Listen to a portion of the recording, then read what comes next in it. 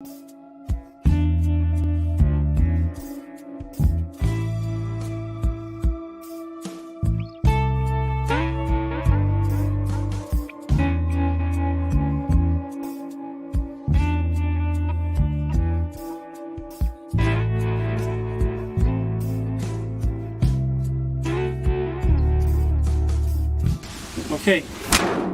Listen, if you're going to be bad, be good at it.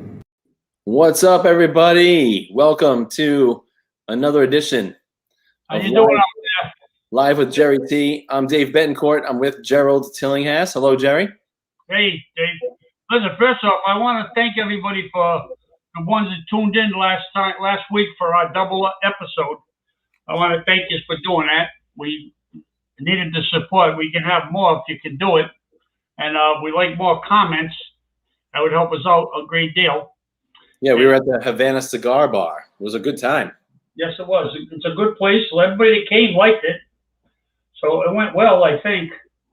Oh, it did go well. It was a good time. I had a good time. Good. You didn't sign my book though, but that's all right. Well, I don't want to. Yeah, I figured. So we released some of the edits from that live broadcast. You can check those out on Choices Live. You can search us on Facebook at Jerry T Live. And as some of you are gathering in to watch our broadcast tonight, Jerry and I, of course, are separated tonight, unfortunately, which just means that I won't get hit as much. So I appreciate that. I can make up for it. So tonight I thought we would start talking about I'm always researching you, and I'm also always researching the 60s and 70s in Providence. So tonight I was researching some articles about the Tillinghast name, and this popped up. It's the Providence Journal, July, around this time, 1986. Yeah. This is like a photocopy of it pasted together. You gave this to me. That was the front page was a half a page, and the insert was a double page on the inserts. Yeah, it's all about the Tillinghast name and the Tillinghast clan and how they came to Providence and how they're one of the early families of the United States. Well, we had our family, Podden Tillinghast came through Connecticut. A lot of people think that he came on the Mayflower, but he didn't. He came through Connecticut, and there was outside of one Tillinghast family that went through Texas. Everybody else is related across the board, and it stipulates that in the genealogy up there at the top of that paper. Yeah, so the paper goes on to talk about how Pardon Tillinghast, that's Pardon, like pardon, what came to mind for me was like when you get pardoned by the sheriff, you get to get out of jail. Raymond Patriarca was pardoned by the governor or the mayor of Boston to a great controversy. So that's what I think of initially. Pardon Tillinghast came to Providence in 1636. 1643. Exactly. Yeah. And he came in and he settled in Providence 1643. And I mean, there were Tillinghasts in the American Revolution. There were Tillinghasts that spun cotton and owned mills during the industrial era. Talk a little bit about this proud heritage of your last name, Jerry. Well, we actually built the first wharf in the state of Rhode Island. Yeah. We were textile mill builders, and Podden Tillinghast built the first Baptist church in Rhode Island. Yeah. And he was friends with Roger Williams, and Roger Williams was like 64 years prior to that on the religious kick, and him and Roger Williams were good friends, so they built the first Baptist church. Mm-hmm. And the funny part about it, when they decided who was wealthy and who wasn't back then, they decided that by the possessions they owned. Like Podden Tillinghast owned shop goods worth 40 pounds. I think that's equivalent to, I don't know, $2.50. That was English money as a pound, something like that. Yeah.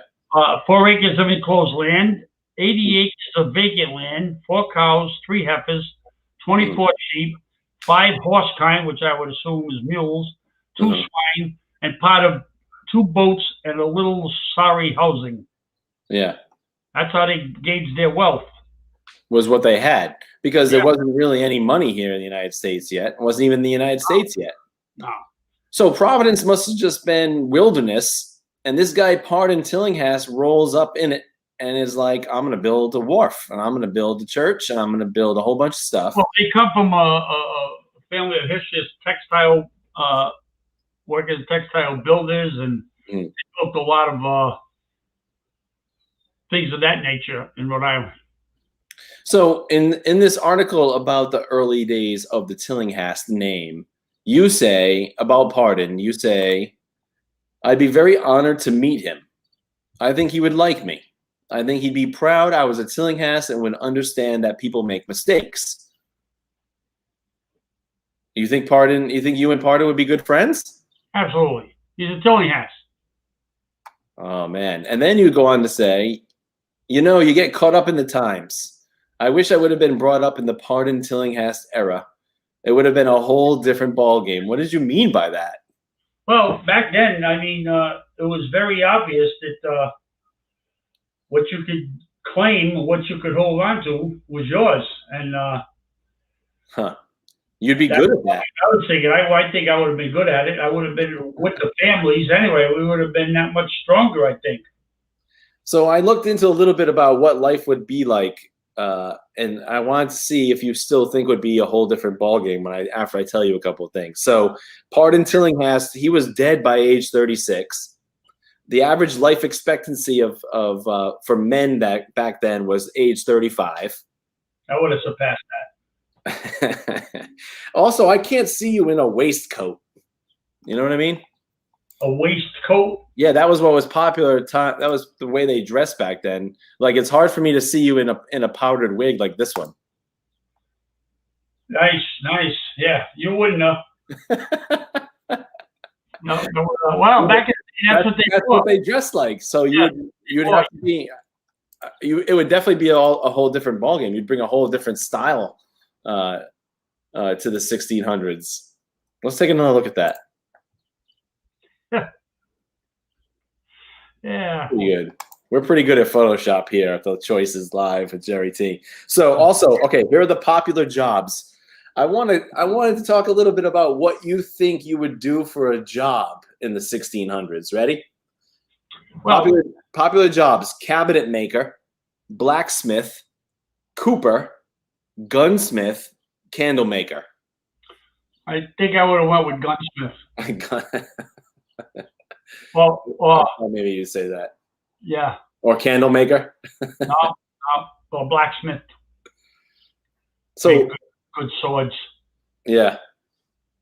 I definitely see how it would be a whole different ballgame for you in the 1600s, because I think the 17th century would be a time where it was completely like the Wild West. You'd be able to do whatever you wanted. Well, basically, but the thing is, it was what it was. I mean, everybody was doing it, not just my family. I mean, there are a lot of good families that are still hanging in. They can claim heritage back as far as I can. I mean, and we're still all here in Rhode Island. Mm-hmm. Ancestor after ancestor after ancestor, Right on. But what I'd like to bring up is essentially when we first, as time went on, and my father was, we had what they called them back then was clans. We had 5 clans that organized, we'll say, my family based on the Tillinghast name. It was, which they were true. The girls were all Tillinghast, but they remarried or they got married, and they come up with. We have 5. We got the Donnellys, the Smiths, the Favors, the LeClairs, and then they have Tillinghast, us, which we started it all because they all stemmed from us. And the ironic part about it is, unless somebody can tune in or knows what's going on, I believe my Aunt Florence, her family, composite of a husband and 2 children, and I believe up to this point, they all passed away. So that took the whole clan out. And, yeah. But outside that we lost members of the hierarchies of our families through death, and now it's basically all the young guys that are in the age like that, up at my age, we're carrying it on, and we're bringing it on the line for our family. You have how many sons do you have? I have 2 sons and 2 daughters. All right, so you have 2 sons. They carry on the Tillinghast name, and then how many grandsons do you have? Well, grandsons, I got a few. I didn't break it down to grandsons, granddaughters. I think I have more granddaughters than grandsons. So does Jared and Jerry Jr., do they have boys? Yes. So the name goes on. So the Tillinghast name just keeps rolling along, and it's been here since the very beginning of Providence, Rhode Island. Just like Gang of Four, our friend Gang of Four from YouTube. Jerry's people were the OGs in Rhode Island. We're the OGs. Don't discredit my granddaughters, because their name's Tillinghast until they get married. And they're still carrying the Tillinghast line. It's true. All right, you're right. No, I didn't mean it. You're right. This country's not done with us. That's a scary thought, too. It's funny that we're doing tonight, because me and Jared came up with an idea similar to this prior to this. Yeah. But we can never hook it together. So that's why I'm just moderately hitting on this, because me and Jared want to come in and do an in-depth, detailed breakdown show on going from soup to nuts. And so I'm going to show you this picture again, and then I'm going to show you a great comment we just got. And then I love this. Ready? Let's see if I can get it up at the same time here. Let's go technology. Ready? You could hide a wig. You could hide a gun in that wig. Probably a couple of them if they were small enough. Yeah. Oh man, that cracked me up. All right. Anyway. Magazines. Yeah. I show you this picture here. This is from the article too. This is some original old school Tillinghasts. This is like you said the 1890s. I think you mentioned. This picture there was from the 1892 circa. Yeah. It was the half of the front page, and when you opened it up to the double page in there, then that would give you everything. Yeah. Hey, so you can't just say I was a bad guy, because we had a Colonel Frank Tillinghast back in the day. He made up some kind of a phony oleomargarine product that built Rhode Island out of $500,000. Now he had to listen. He was supposed to go 7 months, but Henry Tillinghast, he's a swamp Yankee. He said, "I don't think he did a day because it was too plush back then. I don't even think he did a day." Nice. You go, Colonel Frank. So there's a thing in this article too. I wanted to bring up. I tried my best to get to that family reunion on a furlough. Yeah, they had a family reunion. It wasn't far from there, and I found out about it. I said, "Oh." I said, "Can I get a furlough?" I asked everybody, I wanted to get a furlough there so I could go. Of course, they said no. Was it hard to get furloughs? Well, back then, yeah, I didn't have enough time in. Huh. How much time did you have to have in order to get a furlough? For me, 1 day, as far as I'm concerned. But that didn't work that way, So you go to jail for 1 day, you could get out anytime you want? You're right. Yeah, that's not the right kind of jail. How would we? Whoa! Watch yourself there. Well, how are we going to turn you into a better citizen if you're just in jail for 1 day and get out anytime you want? Hey, things happen. You gotta have a good outlook on things. So we established that the 17th century would be a whole different ballgame with you as a gunsmith, most likely. The question is, though, the most common fashion back then was breeches, stockings, and a tri-cornered hat. And I don't see you wearing any of those things. Do you even know what any of those things are? Oh, the tri-cornered hat? Yeah, that was like the hats. Hats. Yeah. I might have, I don't know, on a bad day, messed with one of them, but I don't know about all the other shit. And then I also found that at the beginning of the American Revolution, the fight for this very country, with those dirty Brits, the Americans hiding in the woods, shooting at them, there was a battle cry that was famous by the Tillinghasts. And you know what it is? From John Brown. It said, Tilly, get your goose gun. Tilly, grab your goose gun. Yeah. Because they were back then with John Brown. No, John Brown went on to open John Brown University. And my relatives are there too. They're on the charter, the original charter. Yeah. Still are on the charter. No, that's probably my school. Hey, so we're talking about the early days of the Tillinghast clan. You can join the conversation at this link. You can come on in and join the show. Also, feel free to comment so we can show them on screen.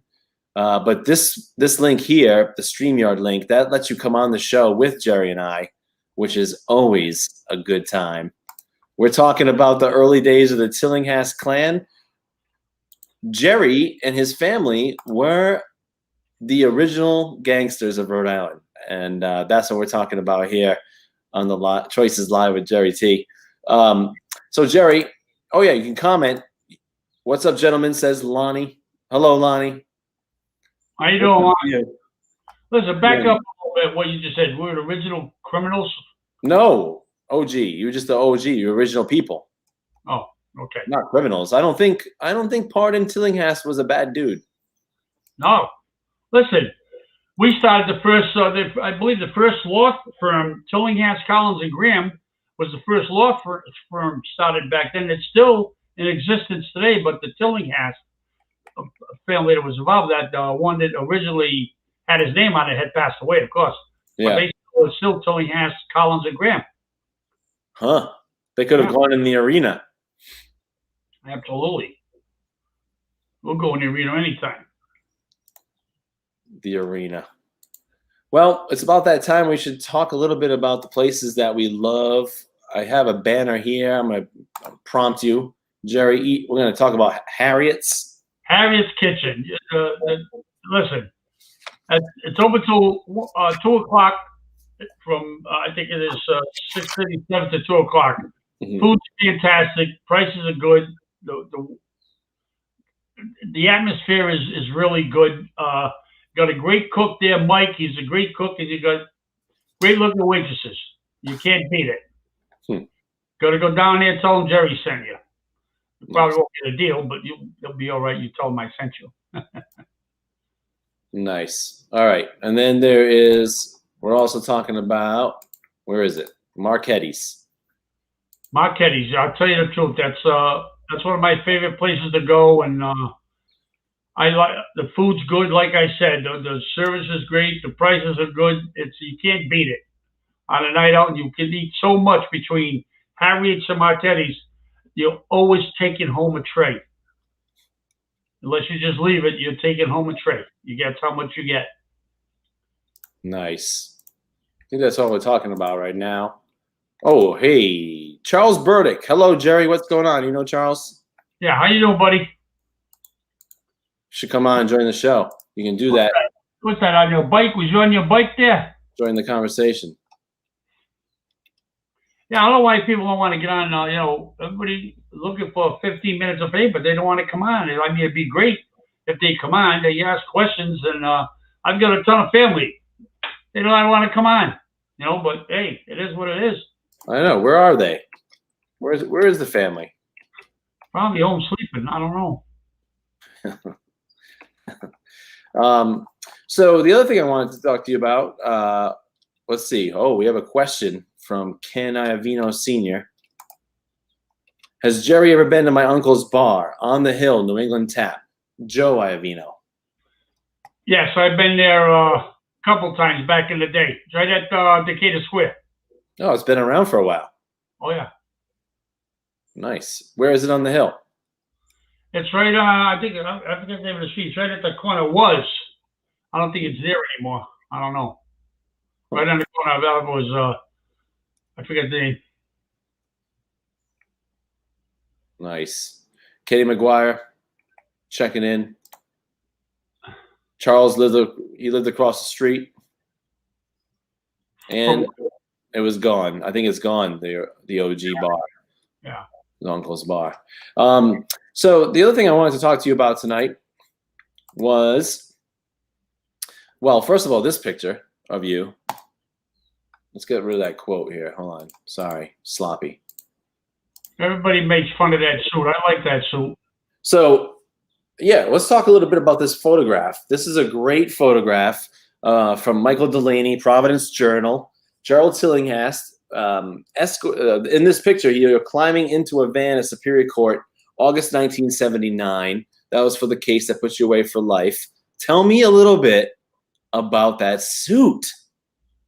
You like it? I love it, Jerry. Yeah, I was well back then. I always wore suits anyway. When you go into court, you have to present yourself well. Yeah.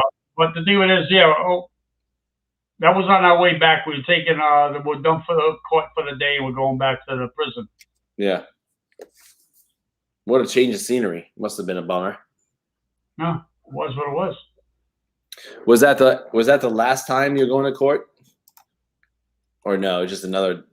So you dressed up every night, every court date. Did Harold too? Yep. Did you ever go to court with anyone that looked like a bum? Did it make you mad? No, I mean that was what they had. Some could afford it, some couldn't. So that same article is that same article has that picture is below the fold. Then there's this picture. This is it. This is the headline. That was when I was released from jail. Yeah. So I have some questions about this. So, how do you feel about it saying mobster leaves prison? That's what it is. They put in the paper. I couldn't control that. Don't you think that's just to sell papers? Probably. Calling you that? They sensationalize everything anyway, just to sell papers. So it doesn't matter if it's about me or anybody else. There's lots of sensational lines in this whole paragraph here. Notorious, they call you. Underworld killing, they called it. But one of the questions I had was, who's this guy in the foreground? Is he just an officer? No, he was in the perimeter security. He used to be an officer. His name was Baptista. Good guy. I know him for a lot of years while he worked at the prison, and he escorted me out from inside the building to the car that picked me up. Right on. And what's in the bag? Just like personal belongings? What there was left, like toiletries and stuff, nothing more. Yeah. Anything else I had, property and stuff like that, I sent it out prior to that. Oh, so anything you had that you wanted to keep, you mail home. And Right. then that was just like... Because we were waiting quite a while inside, so I decided to hold on to some shaving gear, some toothbrush, toothpaste, and stuff like that. Simple stuff. So you're out of jail. And I had a little fun with this photograph. I'm just going to let you know because, okay, so you're out of jail. Where's the first? I know you're going to say you just wanted to go home, but if you had to eat any fast food place after 33 years of being away from fast food, where would you go? The one I wouldn't have went for fast food. I would have went for steak, French fries, or steak and potatoes. Nice snake dinner. All right, Yeah. all right. I know we know you would go like somewhere nice, but if you had to, where's the place? I had a couple of ideas. So maybe it would be Burger King. No, well back then I didn't even know what was out there. No. No, because you lose track of things. I didn't know what. The last thing on my mind was going to some Burger King or anything like that. My mind was to go home. Maybe Taco Bell or Wendy's. They weren't about then. So, let's talk about that. So you went into jail, and some of these restaurants didn't exist. Right. Where did you go as soon as you got out? Home. You mean out? Out. Well, I don't know. It depended. I had to get. See, back then when you're first on, they put you on the monitor, so you have to make out a weekly schedule and times, places and times that you have to go. And I'll tell you the truth. Go back quite a while. I don't remember the first place I went to eat. Huh. Yeah. That wasn't one of my most important things to remember. Yeah, it must have had a lot to do. when you get out of jail after 30 plus years? Well, I had to try to put my life back together with my kids and everything. Yeah. Find a job. Well, I had to have a job to get out. That was part of it. I had a job to go to. You had a job. Wait, you couldn't get out unless you had a job? That was part of the criteria. They want you to have a job. They want you just being out there, hanging out there, and not being a productive member of society, we'll say. Mm-hmm. So what did you have lined up? I had a job for, I'm trying to think of the first job I had. I don't remember, but the job that I had after we had an infraction at the flea market, I went back behind the walls for a bit. When I got out from there, Mm-hmm. it was my boss that hired me then was Carlo Ruggieri. Nice. He got me the job. He said I could have a job with him, and when I got back out, and I did, and I went to work with him for a lot of years. But then I kept getting physically, like my knees or something like that would happen, and then after a while, I just couldn't. I had to stay out of work because of TDI and unemployment and stuff because I was rehabilitating, and he had to get my position up to somebody because they needed it. The company, they needed to move on. It must have been hard to get a job. I mean, Well, it is. It's you couldn't get a job in an average place because if people knew me, they'd be, you try to get jobs, try to get back with the union because I worked for the city of Providence before I went to jail, and I couldn't get that back, and I couldn't get into the unions because there was too much politics involved, and back then they used the term that I was a high profile individual, which was bullshit. Come on. After being in jail for 30 years, you're going to say I'm high profile? Come on, get the fuck out of here. I think it's because you were famous. Yeah. Infamous, more like it. Yep. Well, that's pretty cool. I mean, I'm just looking at your Facebook page to make sure that we're not missing any comments here. So let me grab those. So here's a question from Gang of Four. Also, here's a quick memory from Charles Burdick. I remember Jerry ran the softball team in Med. What's that? Medium. Oh, medium? Yeah. I didn't make the cut, LOL. You were a good softball player, huh? Yeah. Did you put junk on the ball like they're doing in the majors now? Yeah, I spit on the balls. You use spitball? Softball. Wasn't hardball.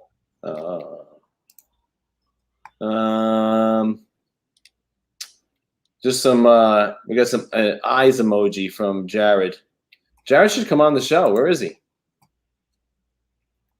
Well, he's not feeling that well. Oh, okay. Jerry, did they have canteen when you first went in?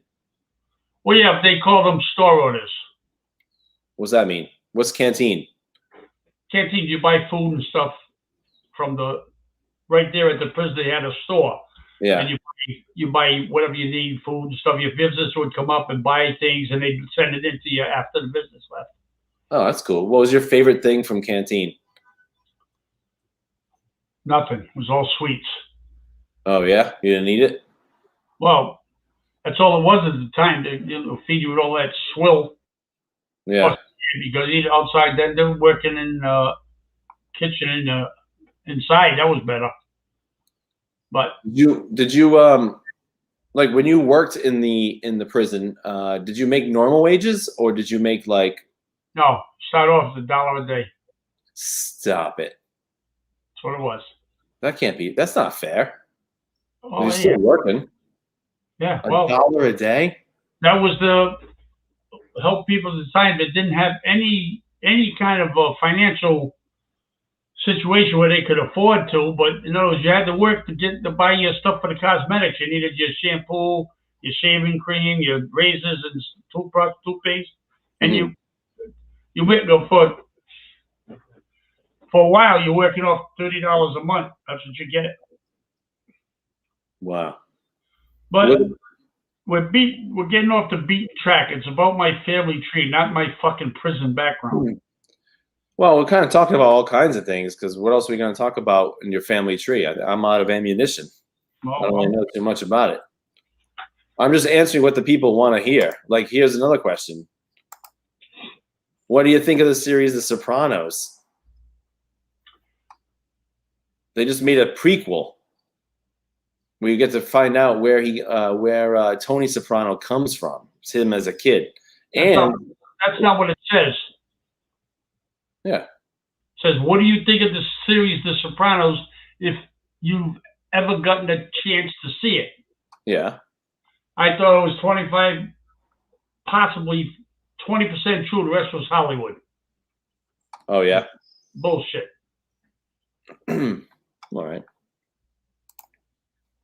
All right, well, what else do you want to talk about with your family tree? Well, there's a lot too, but, I'm not going to, like, we had a relative, her name was Anna Tillinghast. Oh, yeah, there's a question about it. She was in charge of the immigration.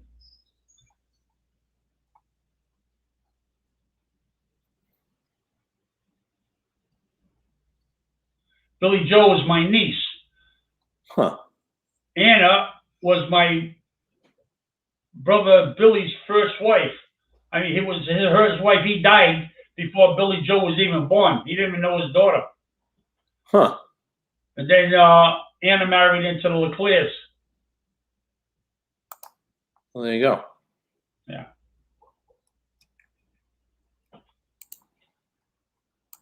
Like I was saying about Anna Tillinghast, she was in charge of immigration. This I got a kick out of. When ships come in with new immigrants, she kept them out in the bay, didn't want them to come in because they were immigrants. Well, what the fuck? What do you think she was? That made me laugh because now they became colonist Americans. They wouldn't let people come from the same country that she came from. All of a sudden, everybody was immigrants, and they didn't want them in the state. Maybe they're checking to see, like anything else, what kind of people they were, backgrounds, make sure they weren't getting fucking pirates or whatever. I don't know, but I found that quite ironic. Huh.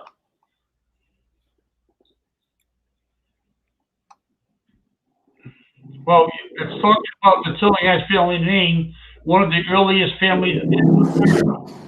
I would say in Rhode Island, the East Coast. I wouldn't say all of America. Why? Of course it is. Well, they were around there, but we wouldn't say they were the first. Well, there were other colonies. And in 16, who else was around in 16? Yeah, say the New America, I would say. Yeah, America. Okay, you talk about the colonies. Because New America is old America now. Yeah. I mean, the Betancourts weren't around then. No, we use them for nurses. They use them for. My ancestry is butlers. Betancourt comes from he was a Portuguese knight who traveled to all the islands and like the Azores and stuff, conquering probably. Yeah, I don't know what, but he was That's where my name comes from. Not quite as cool as the Tillinghast name though. Nope.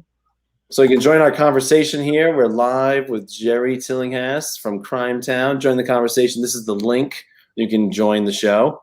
Also, you can comment below. Let's see. We've got Ken says we love his story and live. We love your story, Jerry. I do. I'll tell you a funny interesting. See, a lot of people didn't know Block Island. Yeah. Years ago, back in 1775, was a prison colony. Because Charles Tillinghast. Where was the prison? Let me finish it. Charles Tillinghast, grandson of Elder Pardon, was appointed enlisting officer by the General Assembly of Rhode Island. Threats from the underground Tories, ones from England, the loyalists to the crown, followed immediately. Rose Tillinghast, author of the family's genealogy, The first waylay, Charles' eldest son, John, a lad of 18, and beat him so badly that he died from its effects. Later, four masked men broke into his home at night and took Charles at gunpoint. There was another one, another Charles, to Block Island as their prisoner. 17 days later, he died from wounds exposure at age 46. Today, the descendants of those sadistic Tories are enjoying the fruits of the revolution. Funny part about that, a lot of people didn't know, but they killed my two relatives, but because they wouldn't say nothing. They would stand up, you know? And another thing, That's exactly what that's exactly you. You would never rat. So you're telling me that this is a Tillinghast family trait? That you never give up, you never rat on or snitch on anyone?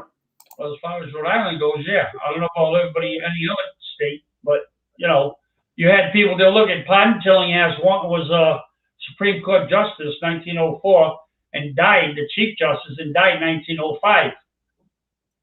Right after he was elevated to the Supreme Court Chief Justice. You've had him in law enforcement, law breakers, criminals, whatever the case is. We're a well-rounded family, I think. Yeah, the article has a whole bunch of people listed here. Yeah. Professors, and there's other part in Tillinghasts. Yeah, Charles Tillinghast. One of the Charles Tillinghasts was a president of TWA Airline. Huh. Oh yeah, that's in here too. Yeah. So, have you ever been to one of those big family reunions? Not like them, no. There was one. I got out shortly after it, I believe. Mm-hmm. But Jared went to it, my sister went to it, and we're in touch with the people that set it up. What's funny, ironic, was I'm in jail in New Hampshire, and I get a package from my cousin Jimmy Tillinghast and his wife Joan. They were going to Florida to visit with their son. Mm. Didn't have time. It was sent by a cousin, Todd Lawrence, who was an attorney. So she said, well, Jerry, we don't have the time to go through this, but this is what you do, so we'll send it to you. And I saw the information about the Todd Tillinghast, the Tillinghast Society, and they were asking people to help them straighten out what the lineage was between who was who in the family.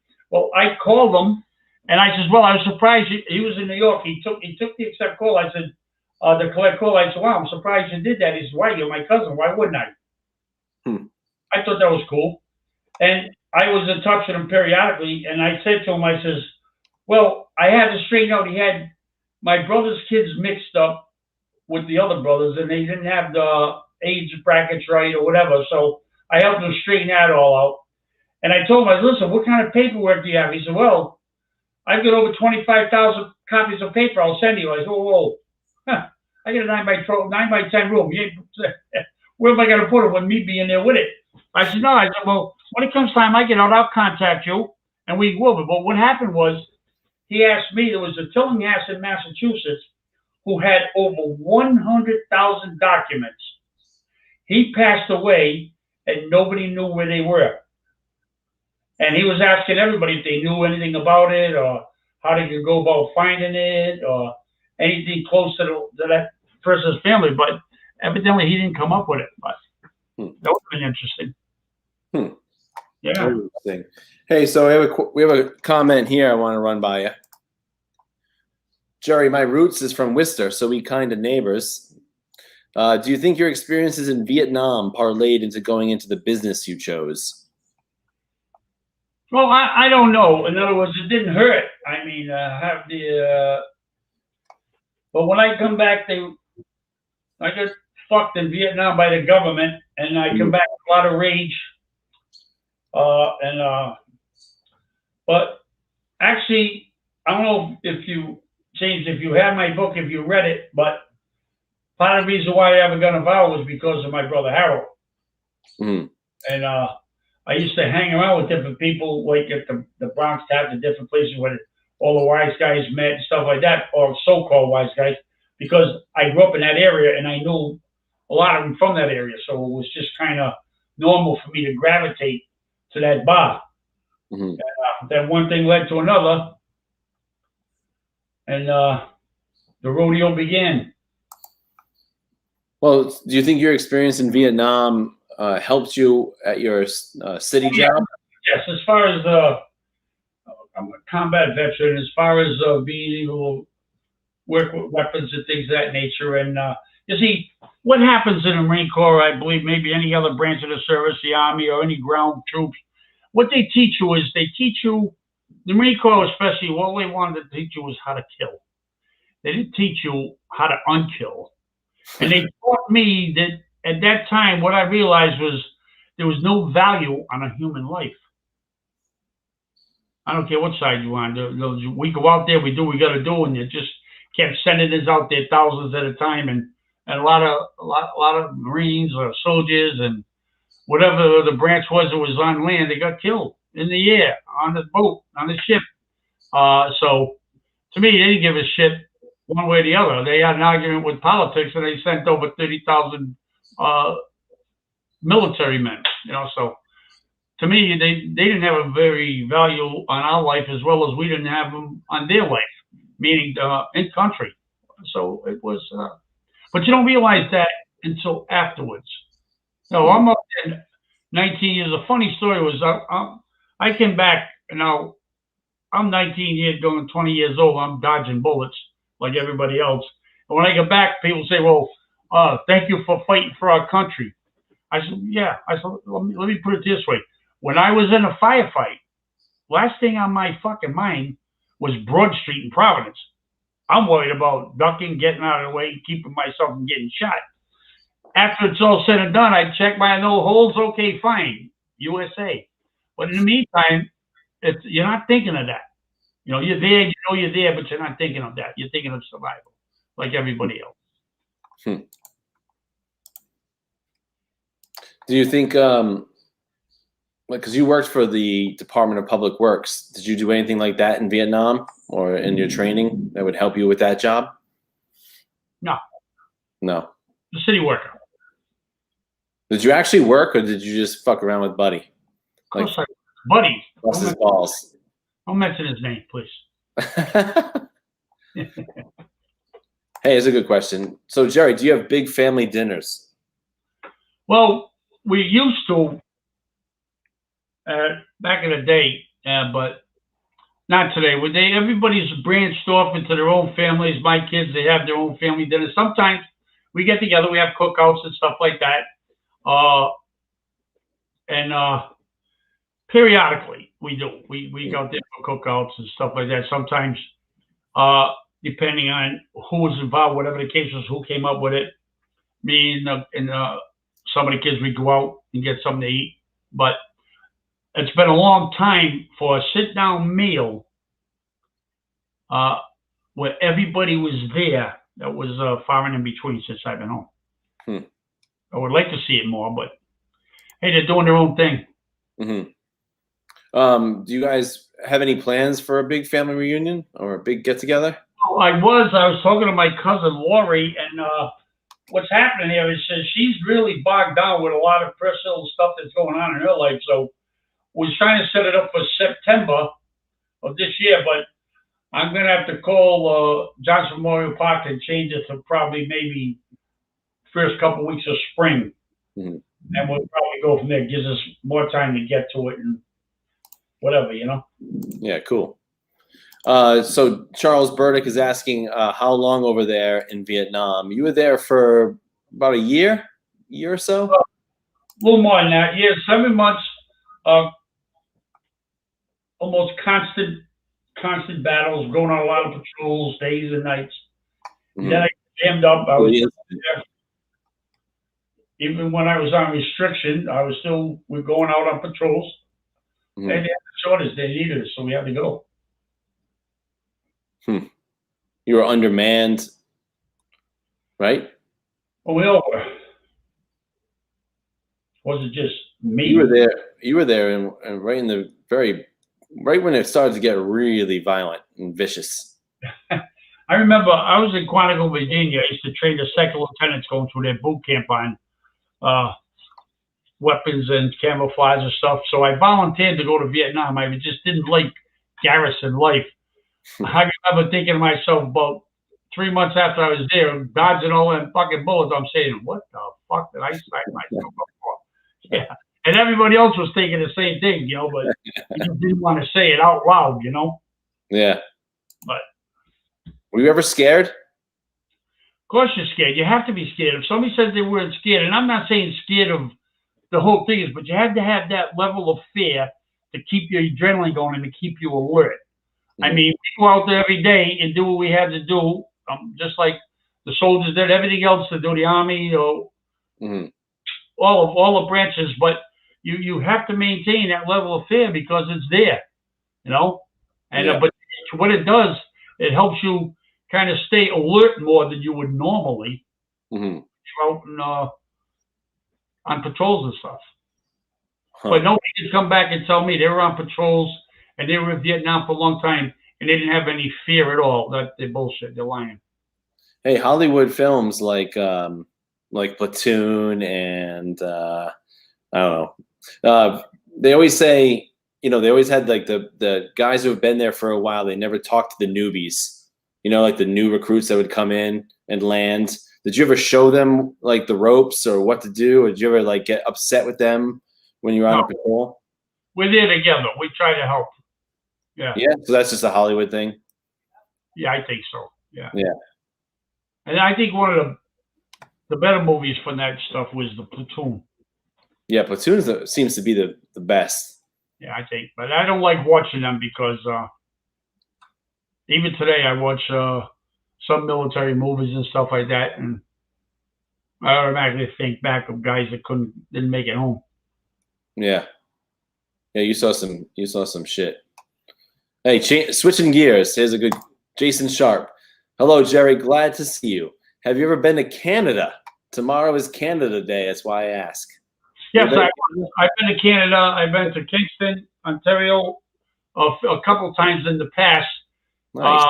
Before I went, this was after I came back from the service, and but yes, I did. I went. One of my brother-in-laws was involved with the Drum and Bugle Corps, Mm-hmm. Rhode Island, the Matadors, and they used to go. And it was a good friend of mine too, also Paulie Morelli, and they used to go to Canada and all over to compete. And a couple times I took the trip with them, and I found it to be very, very, very good. I like that, the Drum and Bugle, because they're phenomenal, them corps. Very cool. Oh, Canada, our home and native land. Hey.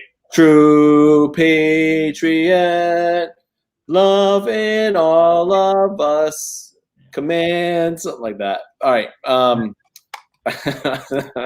Also, from Jason Sharp, whose idea was the opening of Jerry closing the trunk and the countdown? That was brilliant. That was the greatest intro I've seen in a long time.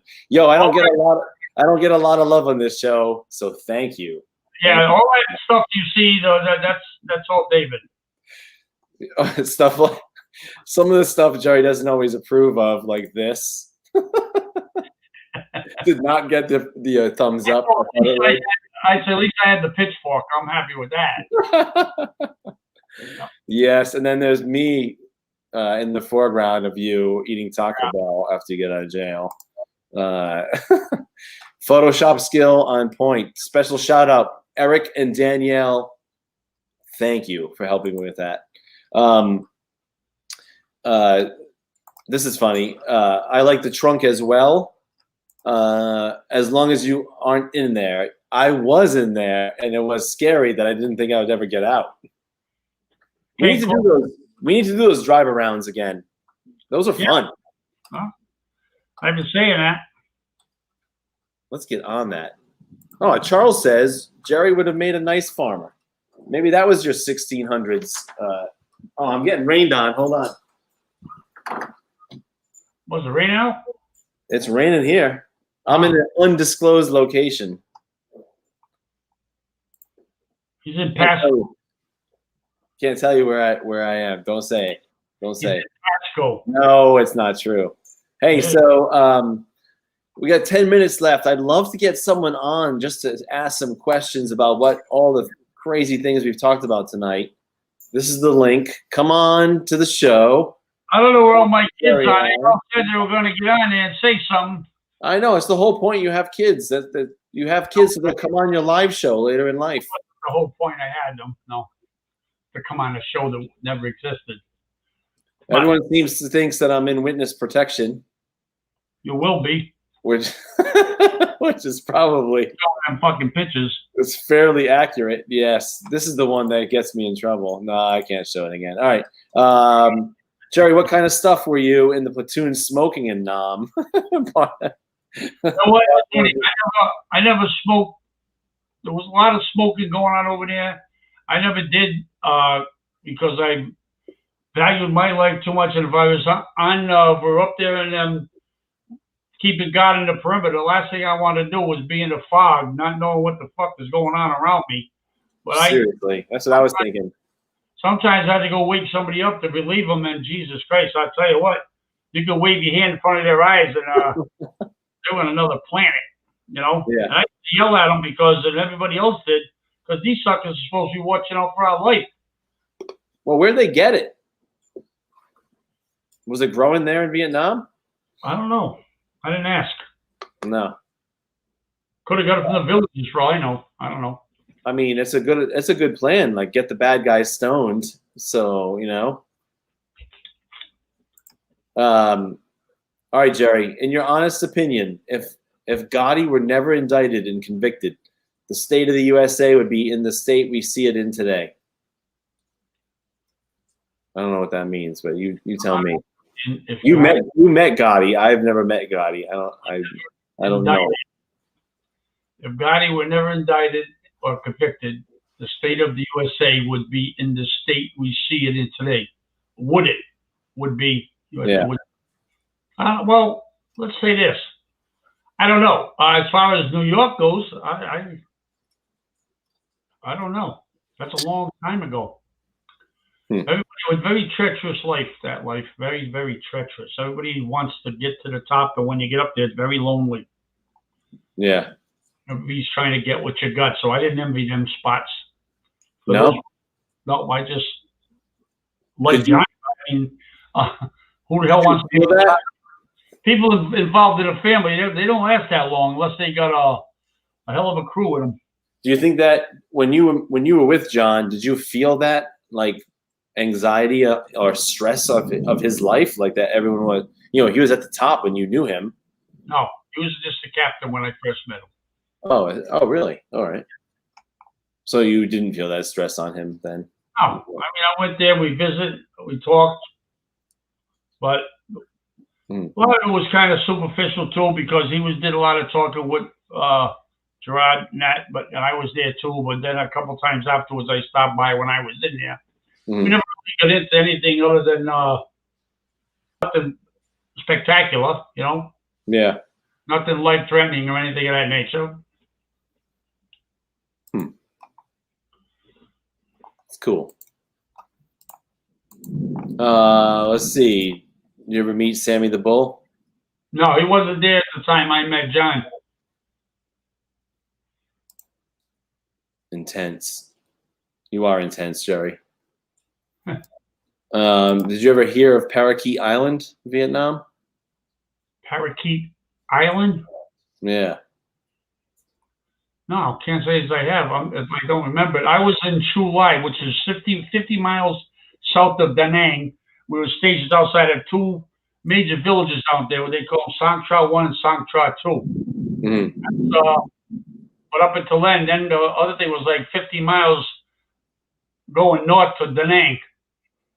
That was the headquarters, basically, for all that area. Parakeet Island. No, I can't say as I remember hearing that. Thank you, Jason. Well, I'm getting quite the storm here. I'm a little nervous that I'm going to lose power. My power is flickering. So we don't care if you lose power. we got about 5 minutes left in our broadcast. I wanted to bring up the fact we have some more signings and live broadcasts coming. We just don't know the dates quite yet. There's going to be probably. We're working on them now, and it looks promising. But we haven't got time yet to figure out the days in the process because David's busy. I'm busy running around with what we're doing to get everything going. Mm-hmm. Podcast and trying to get the right people to come on it. I think if it works out next week, we're gonna have a good show. I don't want to say that now. I don't want to say it, and it might not happen. So I don't want to build that up yet. Yeah. If I get a confirmation, then we'll send it out a day or two ahead of time. Excellent. And then also, we have some more videos coming. Jerry and I have been talking. We have a big project coming up, working with the author Joe Broadmeadow, who worked on Jerry's first book. He's writing a second book, and we're recording interviews. I'll just show you something real quick. I'm just going to share my screen. So this is just like we're interviewing Jerry, and he's talking about all kinds of different things in regards to his prison days, like physically in prison, getting out of prison, what life was like in prison. So there's that stuff to look forward to. There's lots of stuff coming. You know, it would be nice if everybody out there that watches the podcast and contact David if you have certain topics that you think you might want to hear. Contact David and let him know, and we'll try to cover them in the podcast in the future.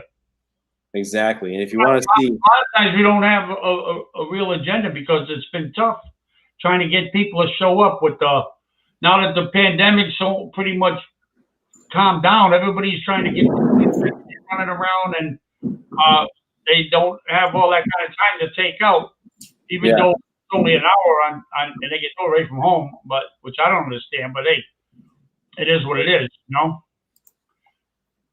Yes, sir. Don't mind my mess in the background there with the boxes. Just that I'm too freaking lazy to go through them. I will eventually, but hey. All right. Well, I think we're gonna wrap up here because I think I'm gonna lose power in this house. It keeps flickering and my internet is going in and out. So, Jerry, it's been real. Yep. And I will see you next week. Everyone, you can follow. You can see exclusive videos we're making about Raymond Patriarca and about Jerry and some of the true crime stories of Providence, Rhode Island on our Patreon. I'd like to thank all our listeners and people who have been signing in, my family, and the support we have. And it's humbling and it's appreciated. And I would not like to see anybody take the life of getting involved in crime. It don't pay people. You know, a lot of people are doing time back and forth they're doing life on the installment plan. That's crazy. That's crazy. But I want to thank you again for your support and tuning into our shows, and be safe out there, and we'll talk later. Thank you.